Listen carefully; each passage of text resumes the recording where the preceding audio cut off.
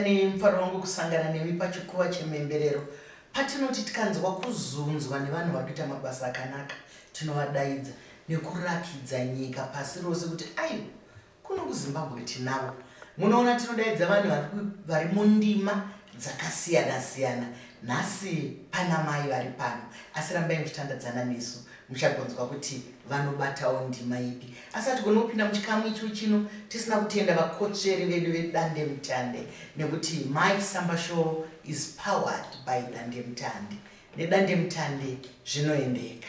Tinotenda zvakare vamwe vakotsveri vedu vakatipa musha watakagara unoyu waMambo Space Creatives Tendwai.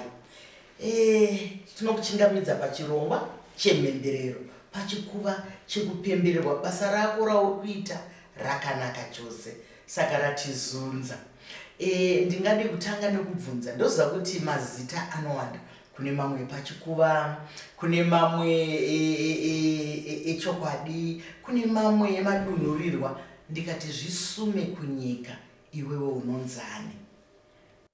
Tinotenda maichisamba nemukana wamatipa kudai. Inini zita rangu ndinonzi Charity Chinduta Dlodlo, ndo zita rangu rakazara. Ndizvo ndinokutenda chaizvo. Asi ndingade kuti undipowo nhoroondo yako muchikoko chenzungu kuti wakabva kupi, nekuti hatingotanga nekukuona kuti ari pafirimu iyi, ari padhirama iyi. Wakabva kupi? Zvakafamba sei? Chii chakakusunda kudzamara takukuona? Ndinotenda zvakare. Right, inini ndakatanga kuenda pachivhitivhiti makore 23 years ndo pandakatanga. Kutanga kwandakaita, ndingati ndiri mudzidzisi wekutuhwina. Ndo basa rangu randakadzidzira. Saka ndiri mudzidzisi wekutuhwina kudaro, ndiri pachikoro ndaishanda pamwe chete naGodwin Mauru, engari ndiye executive producer weStudio 263. So mwana wake panguva iyoyo engari grade 5. Saka vaiti tapedza basa ndaipiwa mamwe mabasa andaiita after chikoro, atingatiwo maextra lessons, asi ari eswimming, ndokuti ndiwo yandine hunyanzvi nayo. Saka vakangondipawo mukana mumwe musi vakati, ndinokumbira makamboita farira zvekuacta here? Ndakati handisati, kana kuchikoro chaiko, pamberi pevanhu panotondinetsa. Zvakanzi asi nini matauriro enyu ndinoona kunge munogona kuzvigona, imbouyai kubasa timboona kuti mungazvikwanise here. Nenyaya yekuti ndaida kuramba ndine hukama nemunhu aindipa mabasa, ndakangoti rega ndingoendawo. Handina kuzoti kuenda uku Mwari ndowengu watovhura nzira kuti ndifambe nenzira iyoyo. Ndakaenda, musi wandakasvika penge pane vanhu vakawanda, vaitodarika 30. Venge vakawanda, kuchidiwa vanhu 2. Saka tapiwa atinotiwo mascript, ndo mapepa anenge ane zvekutaura. Ndakapiwa script ndatambidzwa. Ndinofungidzira kuti chakaita kuti ndikwanise kuwana basa panguva iyoyo yenge isiri nyaya yekuti ndaigona zvandaita, asi ndingati izvo ndine hunyanzvi hwekugona kuti makandipa zvekuverenga ndinozvibata umu nekukasika. Saka tiri nofunga taisvika vanhu 5 vataishanda navo. Takati tapiwa chinguva chipfupi tabata iwo mascript nemusoro. Nyaya iyi yenge yakamira kudai, pamwe munganditendera kuti ndikuudzei mudzwisise. Yenge iri vakadzi venge vari mukereke yatingatiyo bhodhi remakereke members. Saka nyaya iyi yaifamba sekudai, vakadzi ava vaikurukura nhau dzaiitika mukereke. Saka inyaya yakangondinakidza. Yandinakidza, ndakakasika kuibata uku nekuziva kuti inini ndinofanira kutaura semuenzaniso. Kana tiri 5 ndinofanira kutaura mazwi angu, kana ava vapedza ndinopindura zvakati. Ndakabva ndazvibata kudaro. Patakanzi chiuyai makamera apo, inini sezvo ndiye ndakazvibata, vamwe vese vakabata mabepa mascript mumaoko, inini ndaiita ndisina bepa. Saka nenyaya yekuti munhu kana uchiita usina bepa, semuenzaniso muri kuona matauro andiri kuita, ndiri kushandisa maoko.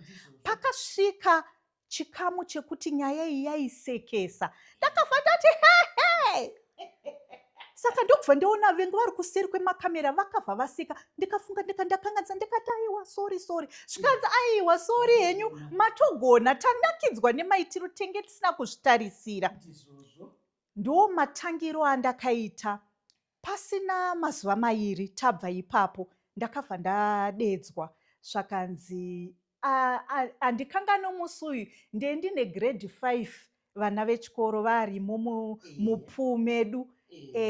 Ndakafonerwa zvikanzi kwekusati kwane maselfoni, ndikanzi ndiri kudiwiwa. Pamwe maselfoni enga ako indisina here, handichanyatsiziva. Nofunga ndendisandanawo. Ndakadaidzwa kuofisi kwaheadmaster zvikanzi muri kudiwa kufoni. Tamhanya pafoni zvikanzi ndinzwe ndiri kutaura neanonzi Joe Pike. Ndini Joe Pike wokustudio 263, takaonana marimwe zuro. Tinotenda. Zvikanzi makasununguka here kuti muuye pakati. Ndikati ndakasununguka. Zvikanzi mawana basa makorokoto.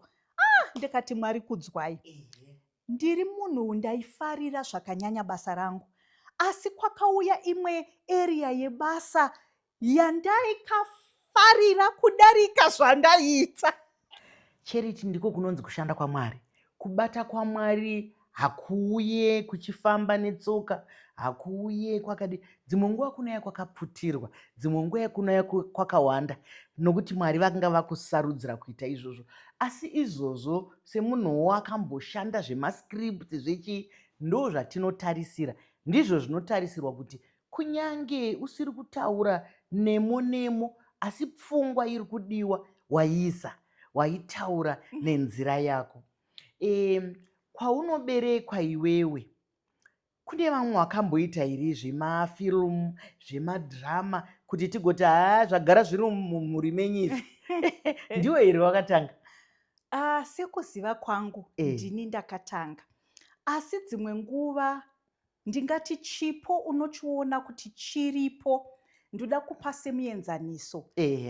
Amai vangu inini vakashayika, asi vakasiya mutwini wavo. Matauriro anoita kana achitaura nyaya, ndinogara ndichiudza vanhu vakawanda kuti mwana kubva achiri mudiki unotoona kuti apa pane chipo. Dambudziko nderekuti tinoda kuti vana vaite zvatinoda isisu. Ndizvozvo. Tinoda kupa direction kumwana kuti aiwa izvi hazviite, izvi ndezvechirombe. Dzimwe nguva wakaona mwana, ndingape semuenzaniso, atikurudzire kuti vana vataure nyaya dzekunyepa. Asi dzimwe nguva mwana kana achitaura nyaya dzakawanda dzisina kutoitika, dzimwe nguva chipo. Anofanira kunge ari munyori wemabhuku, wemafirimu, wezvakasiyana-siyana. Asi tinogona kurova mwana tototi idhimoni, chiri chipo chiri muvana. Ndokuti Mwari masikira vakatiita tese tine yatingatiyo creative ability. Saka imwe inoda kuenda kuchikoro kunowedzeredzwa, imwe haina basa nekuwedzeredzwa. Munhu watozvarwa unazvo mauri. Mashoko makukutu ari kutaurwa naCharity. Vadikani, muri kuzvinzwira here ujira kufuka kana kuwarira kuti ngationei zviri mumwana, ngationei zviri muna baba kana muna mai, nekuti vamwe havatangi vari vana, vamwe vanozotanga vakura. Sezviri kutaura naCharity, akanga ari kune rimwe basa achibva atowana rimwe basa. Vamwe vari mune dzimwe ndima, vamwe vanenge pamwe uri mukoti kana kuti uri chiremba, utonzwa kuti uchiremba hausiri uri kunyatsokukomborera, utopedzesera waenda kumwe. Asi isi tinongoti ngatitarisei zviri muvana zvavanogona. Kaive kare kainzi unongofanira kunge uri mukoti kana kuti mudzidzisi kana kuti muvaki. Iye zvino ndima dzawanda. Ndakakuona taikutarira mazuva e263 iwaya uchiita zvinhu zvakanaka. Zvaifamba sei? Nekuti makaita semhuri chaiyo, mukaita sezvinhu chaizvo zvakatoshamisa. Changa chiri chinhu chimwe chekutanga muZimbabwe. Imi makanzwa sei kunge kuparura, kutangisa Mai Chisamba, zvinodadisa Mhm. kuva nehistory, kuti ndakava part of history the first soap yakaitwa muno muZimbabwe. Yakava ndiyo kutanga kutivakiridza kuti tive zvatiri nhasi.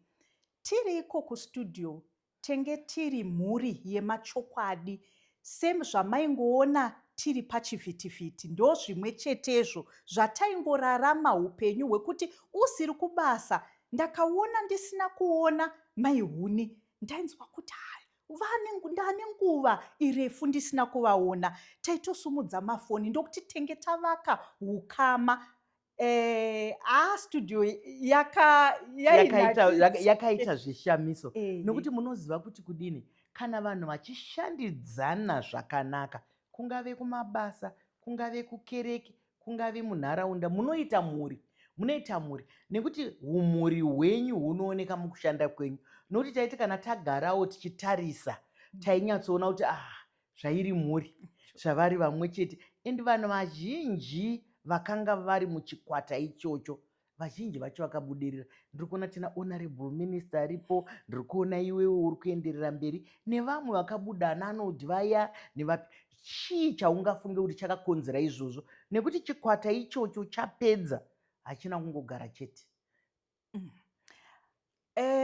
Chandinofungidzira inini chinoita kuti munhu akwanise kuramba achienderera mberi, chekutanga kuziva chipo chiri mauri, kuti hauna kupiwa chipo ichi naNyadenga kuti uchichengete, unofanira kuzviratidza kuvanhu.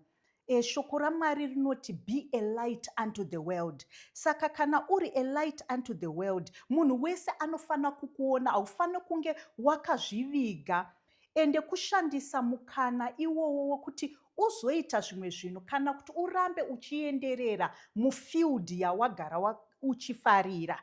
Ndizvozvo chaizvo. Ndakaona kuti mumashure me263 wakazoti apo bati, apo bati, apo bati. Asi zvese zvawaibata waiita kunge rungano rwuyo runonzi rweMidas touch, kuti chawangobata chapinduka kuita goridhe, chawangobata. Ngatimbopinda imwe nedzimwe ndima dzaunofunga kuti pandima iyi ndakabuda zvakadai, ndikabudirira zvakadai.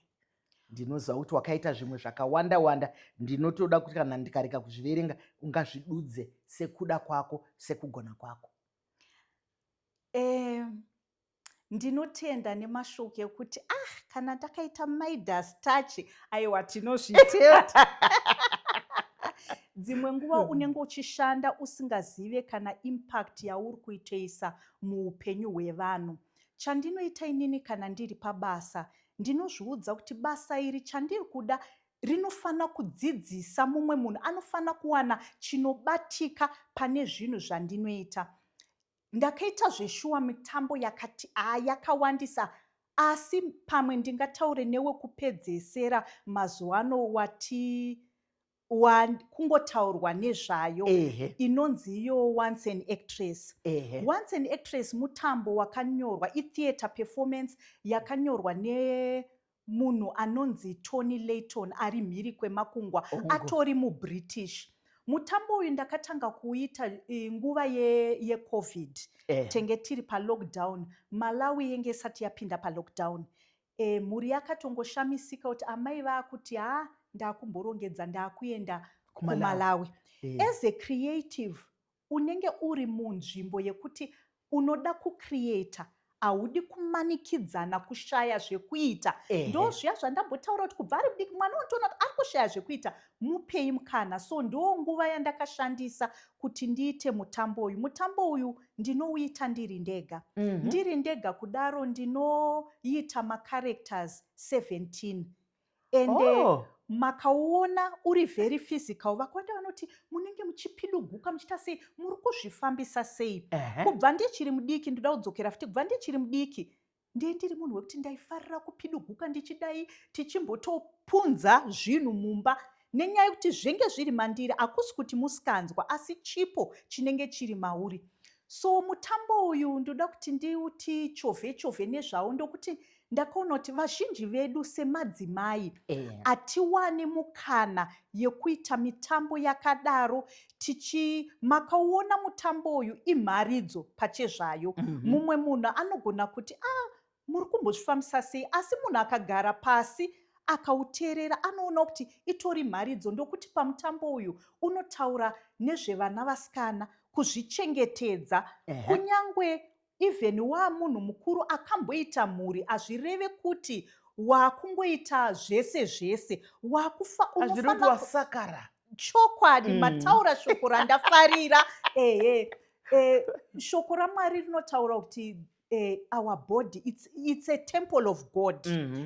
Saka munoona kuti mumutambo uyu ndinoburitsa zvinhu zvakati siyanei zvinobatika.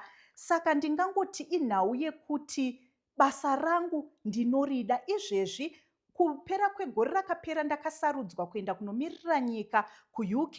Gore rineri makorokoto, aiwa tinotenda. Gore rineri ndaifanira kunge ndakaenda kuNew Zealand, asi nekuda kwemhirizhonga dzakazoitika kuMiddle East ndo dzakazondimisa kuti ndiende, asi urongwa huchiripo. Saka ndinonzwa kudada, kufara kuti even kunyange hurumende yedu iri kutisapota zvakanyanya semadzimai kuti tibude tinoita showcase tarenda redu ratakapiwa naMwari. Tizvozvo ndosaka ndati rega tiudze nyika kuti kuZimbabwe tinavo, nekuti zvese zvauri kutaura izvi vanhu vanenge vachitofunga kuti vakada kutsvaga munhu angaiti zvemafilmu, angada kuita zvakadai, regai timbofunga nyika yakati, regai timbofunga naNollywood, regai kuno kuZimbabwe kwatiri, vana vekuZimbabwe vari kuzviita nekupfurikidza nekugonesesa zviri pamberi. Asi unoziva kuti izvo zvawataura izvi kuti once an actress izvi ndanzwa kakutekenyedzwa kwekuti kuwadi umbotiitira kana kaminiti kana kade chimbotipa kakanzwise, nekuti vadi vatariri nevateereri vanenge vachitoti asi zvaimboita seiko, nokuti kupidiguka kwauri kutaura kakuga ndikubva ndaona chikomana chiye chaimbotamba bhora chainzi Asamoah aiti akagowesa bhora so aipidiguka kana katanhatu kana ndinotarisira kuti panyaya yekupidiguka tichazokupai mifananidzo yekuti munozoona, ndokuti inoda chisimbi chinenge chiri apa nemapfekero anoenderana ekuti munhu apidiguke. wabaya dede nemukana tikakupidigura nhasi topedza takutiza futi.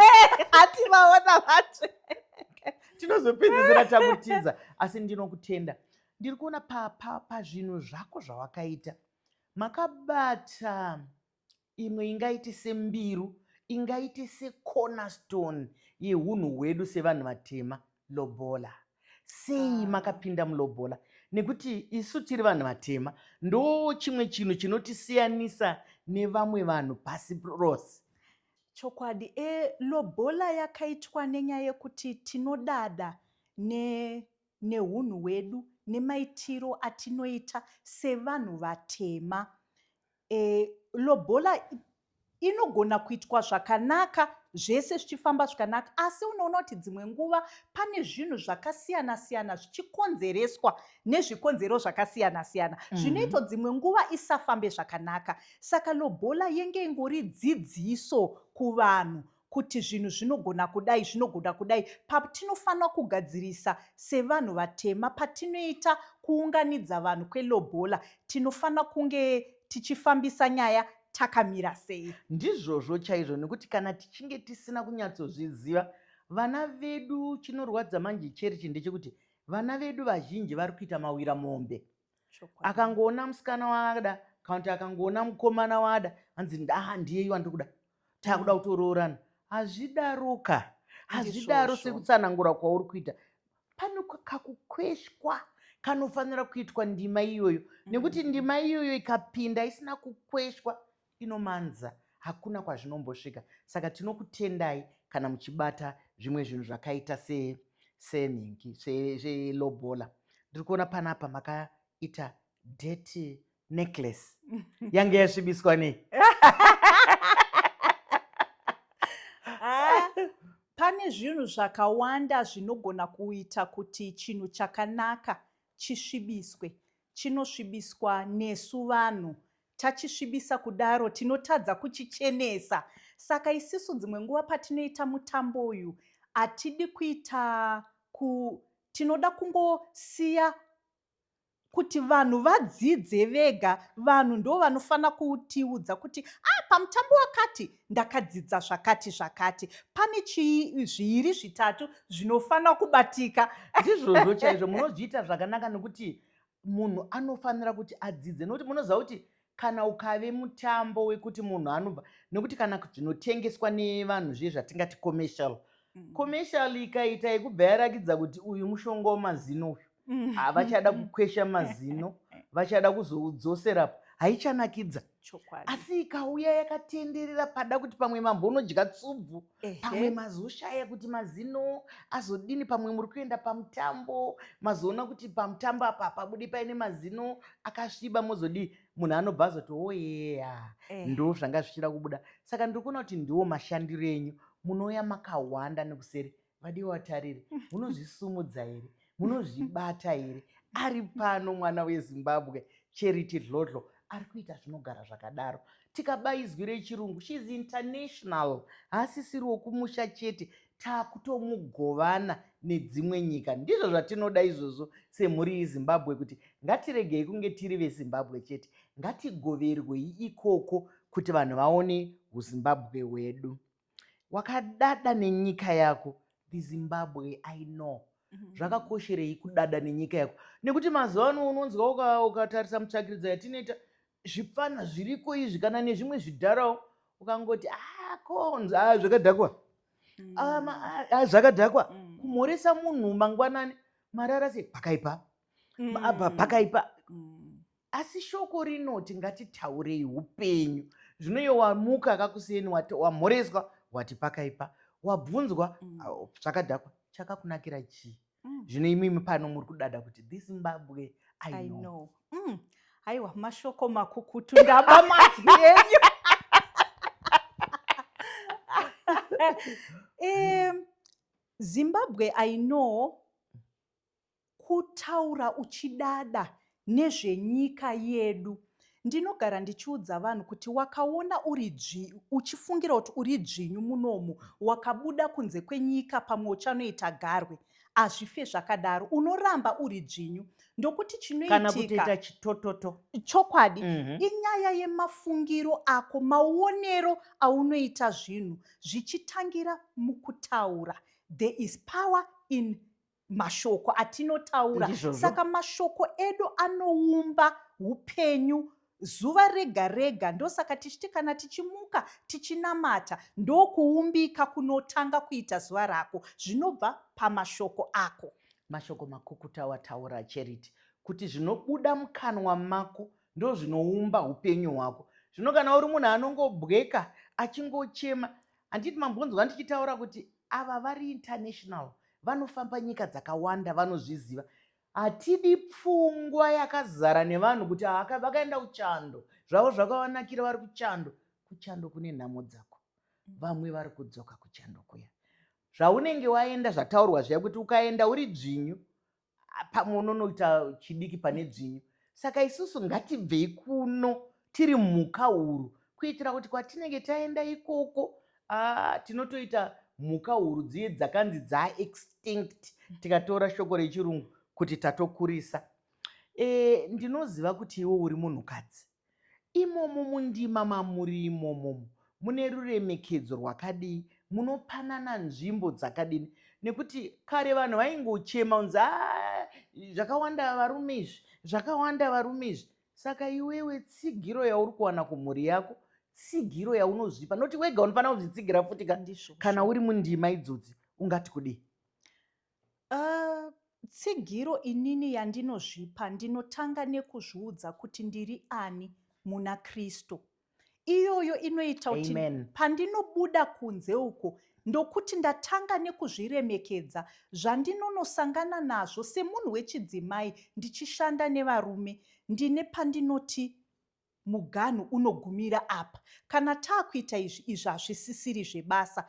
kana zvichireva kuti ndinoshaya mukana, aiwa mukana ngandiushaye, ndinoramba ndine unhu hwangu. Handifaniri kuti ndokuti ndiri kuda mukana ndakungoiti nzi izvi ungorohwa mapendekete. aiwa chokwadi izvo ndobva ndati aiwa hazvigoni. Saka chimwe chinhu chandinotenda, ndine mhuri yangu inonditsigira zvakanyanya. Ndichibuda kunze kunofuka, kana makaona panama ndakatonge ndakabata nemwana musikana wangu first born anoimba. Saka mhuri yangu inonditsigira zvakanyanya. Handina kana tinozvitenda kana pamukana uno tinoda kutenda mhuri yaCharity Dlodlo, the family at large, kana tichinge tatora izwi rechirungu kuti mhuri yacho yese, nekuti kuti zvibudirire hanzi kamoto kamberevere ndo kanopisa matanda ari mberi. Saka isusu tinoziva kuti kana mhuri yako yawakaita nemhuri yamakapiwa naMwari ichikutsigirai, zvinhu zvinofamba zvakanaka. Ndiri kuona ndiri kutodada newe izvozvi, ndiri kutokuona uri pachivhitivhiti, ndiri kukuona uchiita zvako zviya, ndichikuona uchiita kandaro kako zvakare chandinodada nacho ndechekuti munonzwisisa kuti mamwe mazita ndeekushanda nawo uku, mamwe mazita ndeekushanda nawo uku. Vanhu vedu vanozviremekedza izvozvo. Tine mibvunzo miviri yandogarobvunza yandingade kuti ndibvunze, ndoziva kuti chiringazuva chedu chaakukwikwidzana nesu zvakanyanya. Nyika yese ine dambudziko remadrugs, iwe unofungei? Tingangozvigashira here kuti ndozviri kungoitika, toita sei nenyaya yemadrugs? Nhau yemadrugs inhau yashungurudza munhu wese, whether uri affected directly or indirectly. Ndokuti tiri kurarama munyika imwe chete. Saka ndakada kuti ndezvepanext door mangu hamuna zvakadaro. Mwana wangu mangwana anovaraidzwa nevanhu vamwe chete ivavo. Inini ndinofunga kuti dai kwaedza kuwanikwa mukana yekuti vanhu ava vanofana, munhu wakaziva Mwari, ndinofunga kuti pana Mwari ndo panotangira zvinhu zvese. Vanhu vanofana kuwana nguva yekuti vari kuudzwa nezvaMwari, pamwe zvingaende nepamwe, nekuwana zvinhu zvinovaita kuti vavarayirwe, vasagare vari idle. Ndinoziva kuti haasi munhu wese wekuti ari kuita madrugs ndokuti ari idle. Mumwe ane zvimwe zvinhu. Saka takungofana kurarama munguva yekutsvaga Mwari. Mashoko makukutu imharidzo yakasimba iyayo. Ukatsvaga Mwari muzvokwadi, ukatsvaga Mwari muzvokwadi, drug rinokusemesa. Ukaona richikuyevedza, ukaona richikunakira, kana kuti shamwari dzakadaro dzichikuyevedza, uchiri kure kure naMwari. Saka kana wakoka Mwari wako pedo, zvinhu zvinokufambira zvakanaka. Kusocial media, mubvunzo wangu wekupedzisira, nokuti ndinoitora semunondo unocheka nekuviri. Ine divi rayo rakanaka, divi rayo rakashata. Ngatimbotangai nerakashata nekuti idiki. Social media inhau inototinetsei kutaura nezvayo. Vanhu mazuva ano vanomaliza zvinhu zvese pasocial media. Kubvira munhu achimuka nayo social media yakabata, uri kutoonekwa kuti uri kugara panhu pakaita sei, zvakamira sei. Ende ndinofungidzira kuti zvinhu zvinotodedza kana matsotsi chaiwo. Wabvira watozviadvertisa pauri paunogara zvauri, lifestyle yako. Social media inoda kuwana pekunzi inogumira apa. Kana ndamumba mangu, zvemakamera izvi rega ndimbosiyana nazvo. Ende zvashatira futi kuti social media yakuita, ndisiri kunyomba vanhu hangu, inoita kunge munhu ufungire kuti ndazosvika pandinofanira kunge ndichisvika, kana kuti ndiri nyanzvi muarea yakati, iwo usiri ungori nyanzvi yekusumudza foni. Ndinoda kupamwe kuendera ndichiti ndingapese mienzaniso yeiyo mutambo wedu wekuacta. Havasi vese vanobata mafoni vachizviti vari kuacta vanokwanisa kudedzwa mhiri kwemakungwa. Mhiri kwemakungwa vanotarisa professionalism. Iko kutongobata foni yako usina script uchiti uri kuacta, mhiri kwemakungwa havakuone semunhu ari kuacta, ndokuti vari kuti hausi professional. Ndosaka dzimwe nguva muchiona isisu handikwanise kuenda pamberi pekamera ndisina script yandamboita, ndisina kana proper lighting kana zvikwanisiro zvinondipa kuti ndinzi ndiri professional. Saka tiri vanhu vaviri vakasiyana, handisi kuti zvavanoita zvakashata, ndivowo. Aiwa, uri kutovapa chenjedzo. Saka ndingangoti ndogumira ipapo. Ndizvozvo. Ko yakanakirei? Yakanakira kuti inokutengesa kunzvimbo dzako, unozviadvertiza wega nesocial media, unowana mukana wekutaura matopics akasiyana siyana nekuti uri pasocial media. Kwandisingakwanisi kuenda kana kuri kuTanzania kana kuAmerica, ndinokwanisa kusvikapo nesocial media, iri convenient.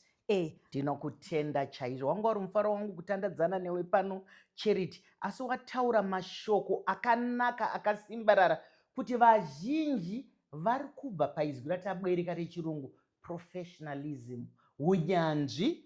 Vari kubva paunyanzvi, vari kubva paumhizha, nekuti ipo pai paunenge uchifunga kuti uri kushamisa, uri kudini, uri kutozvidzikisa, watopedza, uri kutozvitsvaga wega, ogozvishanda wega. Hakuna mumwe munhu anokudaidza. Rega ndikutende. Ndinoda kukutenda nokuuya. Ndinokushuvira rombo rakanaka. Ramba uchiita basa rako rakanaka. You are a professional. Kana ndabereka chirungu, ramba uri ipapo. Mwari vakuitire zvakanaka. Ndakutenda nekuti ndanzwa uchitaura pamusoro paMwari. Ukataura pamusoro paMwari, nzira yako yakajeka. Ndinokutenda Charity. Aiwa, tinotenda nemukana uno maichisamba. Tinotenda Dr. Mazvita henyu. Ndinotendawo neni. Vadikani, munoziva kana toita zvinoendeka zvikuru sei tiri pachikuva chemhemberero, chiringazuva chaiyo chinokwikwidzana nesu, asi hatigoni kupeta tisina kutenda vakotsveri vedu vedandemutande. Nedandemutande zvaendeka mazvionaka. My Samba Show is powered by Dandemutande. Aiwa, ndine urombo, chiringazuva chiya chabva chatsvuka chikakwata. Ndini wenyu Dr. Rebecca Chisamba. Ngatisanganei zvakare pane chimwe chikamu.